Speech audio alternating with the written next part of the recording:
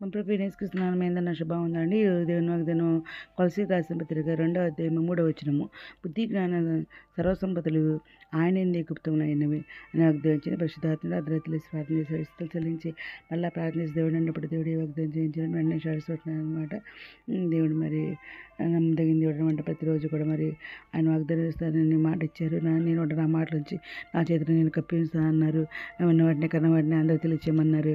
ఈ విధంగా ఆయన మాట్లాడారు కాబట్టి ప్రతిదినము కూడా నా ప్రకారం వాగ్దానం ఇచ్చే దేవుడు నమ్మదగినవాడు కాబట్టి ప్రతిదినం వాగ్దానం ఇస్తారన్నమాట. నేను సేవ చేయమన్నప్పుడు ప్రభు నేను ఏం చెప్పను ప్రభు, నువ్వు వాగ్దానం ఇస్తే నేను అందరూ చెప్తాను కదా ప్రభు అన్నప్పుడు ప్రతిదినం కూడా మరి అర్ధరాత్రి ప్రార్థన చేస్తాను. సాయంత్రం పూట ఉపవాసం ఉండి అప్పుడు దేవుడు వాగ్దానం ఇస్తారు. దాన్ని ఏటోలో పెడుతుంది అనమాట. ఈ విధంగా నేను సేవ చేస్తాను అన్నమాట, దేవుడి సేవ. అయితే ఇక్కడ మరి మనమైతే ప్రతిరోజు కూడా మరి ఉదయకాల సాయంత్రకాల ప్రార్థన చేస్తున్నాం, అర్ధరాత్రి ప్రార్థన చేస్తున్నాం, త్యాగం చేస్తున్నాం, బైబిల్ ధ్యానిస్తున్నాం. బైబిల్ అయితే పూర్తిగా రాస్తానండి దేవుని దయ వలన. ఇంకా ఉపవాస ప్రార్థనలు చేస్తున్నాము. శుక్రవారం ఉపవాస ప్రార్థన చేస్తున్నాం. మరి నెలలో 3 రోజులు ఉపవాస ప్రార్థనలు చేస్తున్నాము. మరి సెకండ్ వీక్లో మళ్ళీ తర్వాత ప్రతిరోజు కూడా సాయంత్రం పూట నైట్ అనమాట మరి ఉపవాసం ప్రార్థన చేస్తానండి. వాగ్దానం కోసం 10 సంవత్సరాల మట్టి కూడా అలాగే మరి నైట్ ఉపవాసం ప్రార్థన చేస్తానమాట దేవుడి దయ వలన. మరి దేవుడు వాగ్దానం ఇస్తున్నారనమాట. ఈ విధంగా చేస్తున్నాం కాబట్టి దేవుడు నమ్మదగిన వాడు.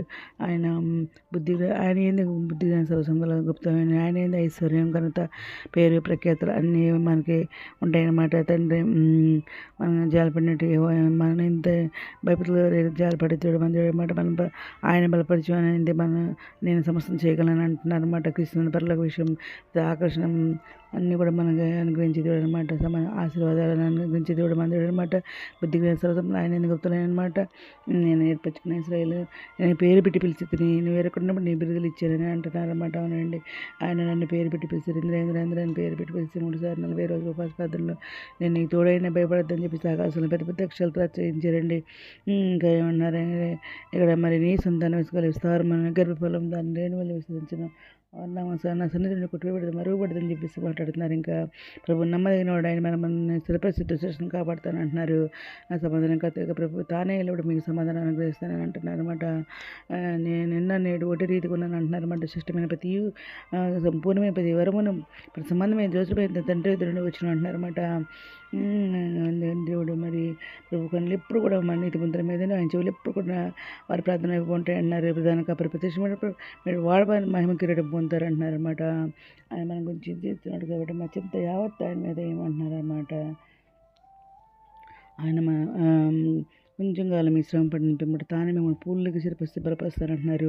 నేను మీ ముందు నడుస్తానంటున్నారు. ఇస్రాయల్ దేవుడు మీ వెనకడ ఏ భాగం సహాయం కావాలి కానీ అంటున్నారన్నమాట. దేవుని చిత్తం జరిగించి నిరంతరం నిలుస్తారంటున్నారు అనమాట. మీలో లోకంలో కంటే గొప్పగా మీరు వారిని జయించినారని దేవుని దినం మాట్లాడారండి. ఈ దినం మరి వాగ్దానం అందరి జీవితంలో నెరవేరాలని కోరుకుంటూ ఈరోజు మనం ప్రార్థన చేసుకుందాం. మౌనద్ర సరస్వతి మంత్ర ఘనమైన మనకి ఎలా తీస్తున్నాం తండ్రి. అది మీద ప్రపంచం ప్రతి బిడ్డని పేరు పేరు న్యాయం చేసుకుని ప్రతి బిడ్డ అవసరం తట్టిన అక్కడ తెలుసుకుని కోరుకుంటూ తీసుకోండి. తండ్రి బిడ్డలు మంచి విని నిరుద్యోగులు చేయండి. అదే ప్రశ్న వరకు అధిక సాయం చేయండి. అనారోగ్యం స్వస్పర్శని వేదన దుఃఖం అలా చనిపోయిన వారు లేకుండా మీతో రానైనా మీరు చర్య మీద సత్యమంటే కూర్చొని ఎత్తపడుకు నుండి బాగా తెచ్చమని మా ప్రభుత్వ యేసుక్రీస్తు పరిశుద్ధమైన అడిగి వేడుకొని ప్రార్థిస్తున్నాం తండ్రి.